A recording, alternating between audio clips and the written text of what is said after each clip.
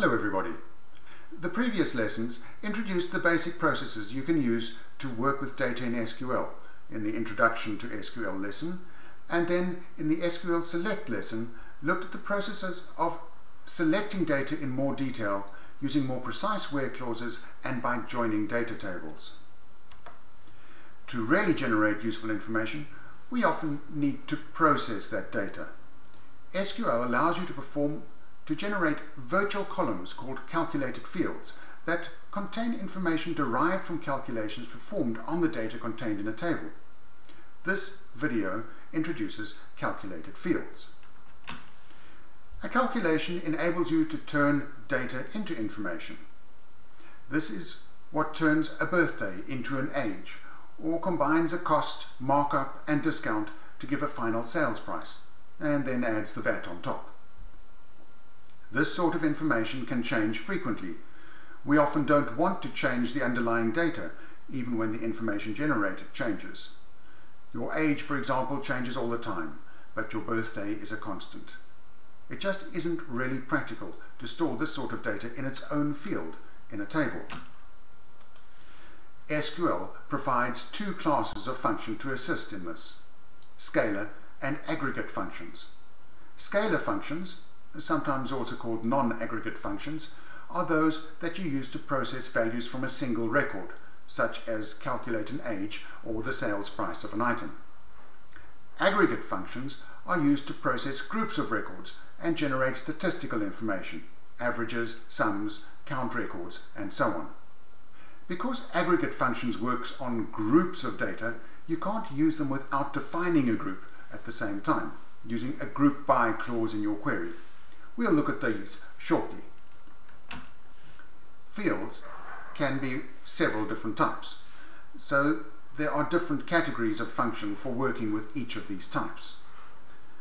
The way most of these operate will be familiar to you from your regular programming, even though some of the function names may differ slightly. The basic mathematical functions, add, subtract, multiply, divide, and mod, all work as they would in Delphi. You also have similar functions for working with strings and numbers. Substring does the same job as the Delphi copy function. Char index works a lot like the pos function to find the position of text. Conditional operations are also possible. Now notice the spelling of if. Conditional operations are not part of your syllabus, but might be useful for the processing you need to do in your performance assessment tasks. The functions you use will be presented as an additional field or column in your output. This means the results need a field name, just like the regular data in your tables need field names. To do this, we use as to define a name for the result of a function. This isn't limited to scalar functions either. You will see shortly that we will use as to define names for calculated fields when using aggregate functions as well.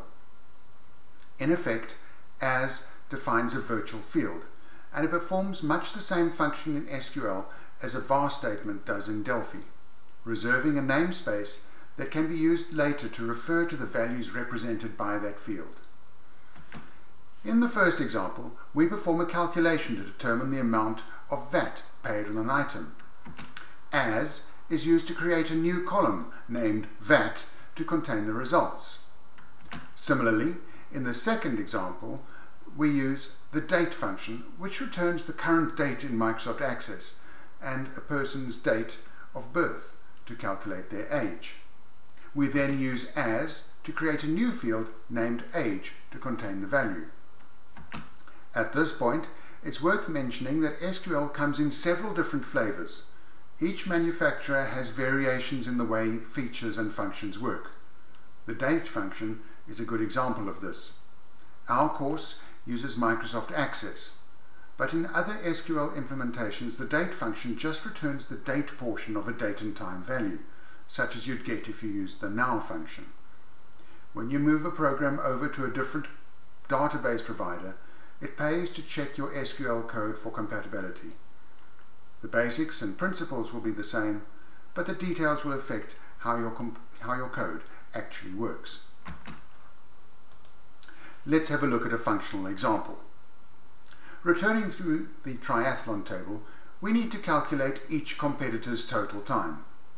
Combined with an order by, this calculation would show who won the event, but I'm leaving that bit out while we focus on the calculated field. Our calculated field adds the values in the swim, bike and run fields. The as clause creates a new field named total.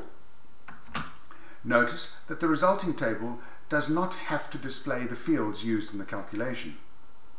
On a side note, if we wanted to use order by to arrange this data in the query, we would have to repeat the calculation in the order by clause like this.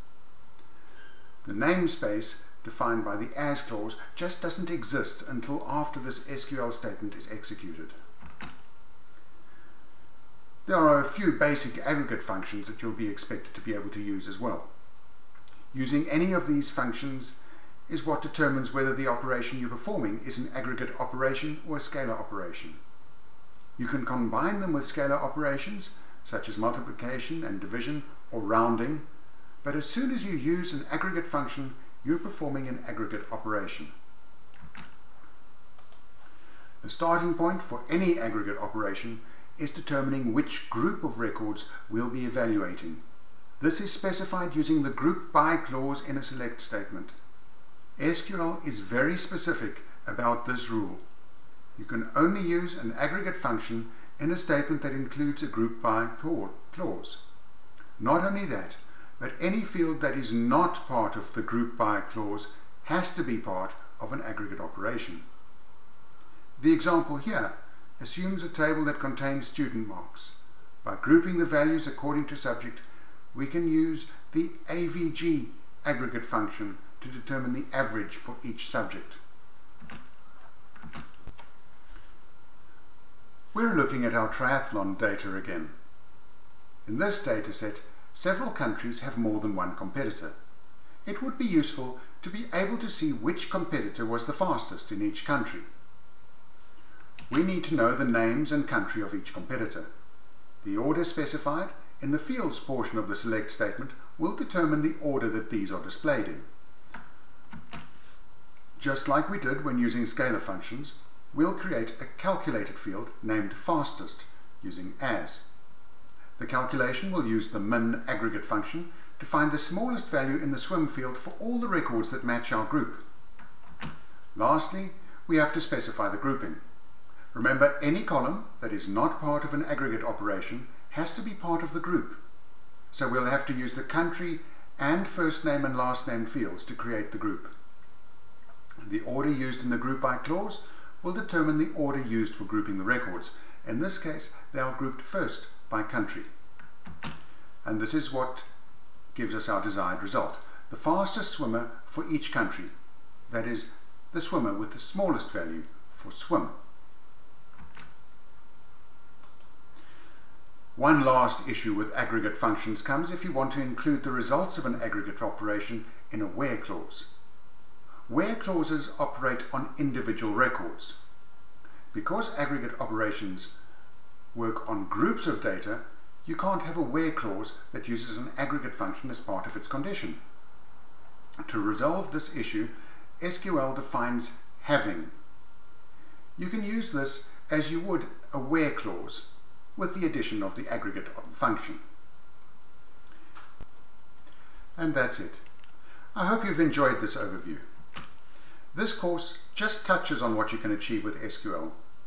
A lot of the techniques that enable one to generate complex results come from the ability to nest SQL statements. The output of any SQL statement can become the input for a successive SQL statement. This makes it possible to craft extremely sophisticated queries using SQL and derive very detailed insights into what your data represents.